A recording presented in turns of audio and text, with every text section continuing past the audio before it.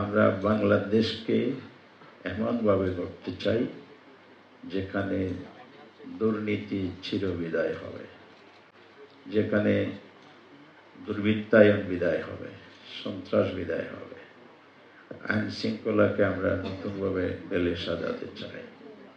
মায়ের কোলে যেমন শিশু নিরাপদ, বাংলাদেশের নাগরিক যেন আগামী প্রজন্ম সেরকম একটা নিরাপদ বাংলাদেশ করতে পারে।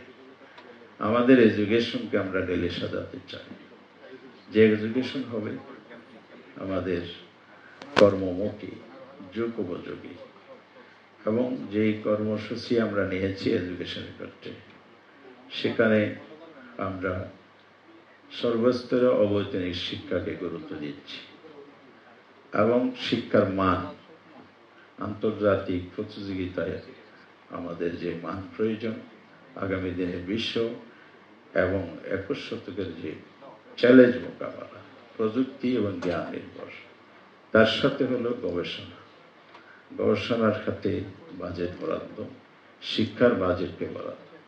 বর্তমান শিক্ষার জিডিপির যে বরাদ্দ আছে 1.69, এই যে আজকের বরাদ্দের পার্সেন্টেজ জিডিপি, সেটা আমরা পর্যায়ক্রমে 6% উন্নত করতে চাই শিক্ষার ক্ষেত্রে। শিক্ষার কারিকুলাম, সিলেবাস, কারিগরি শিক্ষার উপর বেশি অগ্রাধিকার, কারণ কারিগরি শিক্ষাকে অবতীর্ণ করবো আমরা।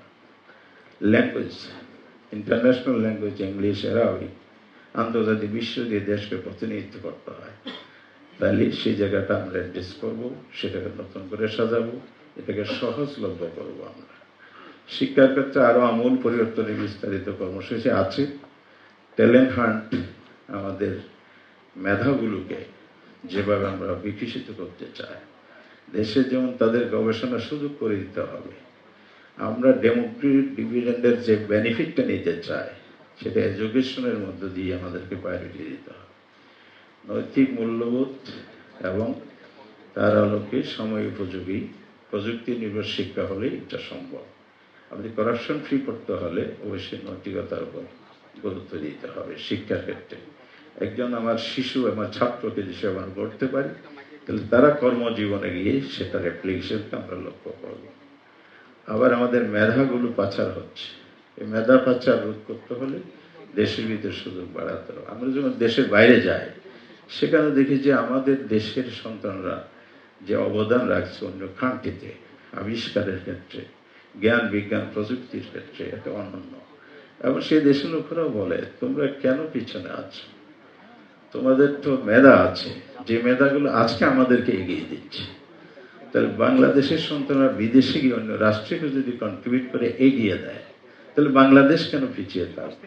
তাহলে আমরা মেধা পাচার রোধ করতে হলে ফ্যাসিলিটিগুলো বাড়াতে হবে, রিসার্চ বাড়াতে হবে, সুযোগ তৈরি করে দিতে হবে। স্বাধীনতার 54 বছর পর আমরা বিগত দিনের যে ব্যর্থতার গ্লানি টেনে আনতেছি, এই কারণে আমাদের কিন্তু এডুকেশন যেন এই দুরবস্থায় আছে। অন্যদিকে আমাদের অর্থনীতি কিন্তু পিছনে পড়ে আছে। অর্থনীতির দিক কিছু কিছু অর্জন থাকলেও বেসিক্যালি আমাদের যে সম্পদ সম্ভাবনা আছে, সেই তুলনায় একেবারেই অপ্রতুল অগ্রগতি হয়েছে। তার ক্ষেত্রে আমাদেরকে ব্যারিয়ার তৈরি করেছে পদে পদে, সেটা হলো কারাপশন। সেই জায়গাটা যদি আমরা বেরিয়ে আসতে পারি, 0 পয়েন্টে আমরা যদি নিয়ে আসতে পারি, তাহলে এটা সম্ভব। এটা কিভাবে হবে? এটার জন্য আমাদেরকে সব ক্ষেত্রে একটা ফ্যাসিলিটি বাড়াতে হবে। শিক্ষকরা কেন রাস্তায় নামে? তাহলে আমাদের এটা অ্যাড্রেস করতে হবে। আজকে পুলিশ সহ আমলাতন্ত্রের বিভিন্ন রন্ধ্রতে করাপশন ঢুকেছে, কেন হয়? এটা হলো নৈতিকতা, সততা, জবাবদিহিতা নেই, সুশাসন নেই। অন্যদিকে ফ্যাসিলিটির জায়গাটাও অবশ্যই গুরুত্বপূর্ণ। এই জায়গাগুলোতে আমাদেরকে অবশ্যই অ্যাড্রেস করতে হবে, সে ব্যাপারগুলোকে ঢেলে সাজাবো। এর সাথে আমরা অর্থনীতির ক্ষেত্রে দেখেন, বাণিজ্য ঘাটতি অনেকগুলো দেশের সাথে একটা বিশাল তফাৎ। প্রতিবেশী রাষ্ট্রগুলো দেখেন, আদার্স কান্ট্রি দেখেন, বিভিন্ন জায়গায় এক্সপোর্টের ক্ষেত্রে যেমন একটা বস্ত্র শিল্পই আমাদের একটা বেশিরভাগ আমাদের এক্সপোর্টের আইটেম। এটাকে আমরা বৈচিত্র্যময় করতে পারি, বহুমুখীকরণ করতে পারি।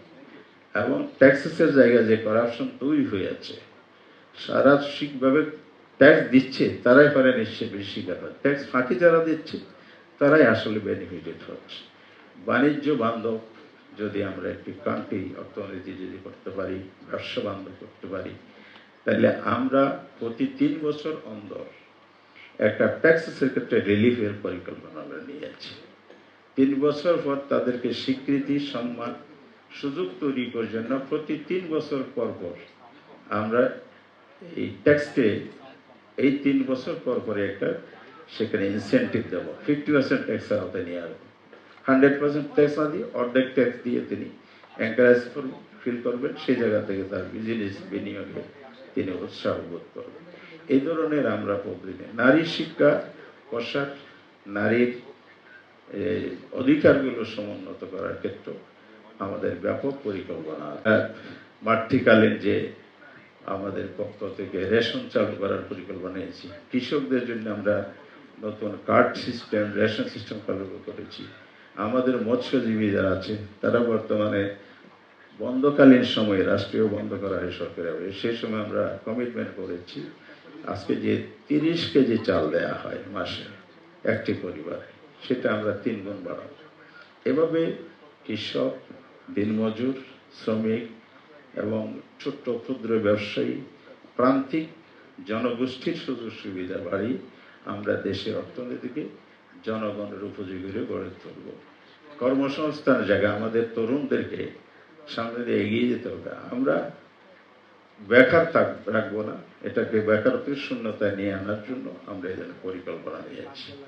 আমাদের ভবিষ্যৎ প্রজন্মের জন্য একটি উপযোগী দেশ গড়তে হলে শিক্ষা দীক্ষার সাথে তার কর্মসংস্থানের সুযোগ তৈরি করে দিতে হবে।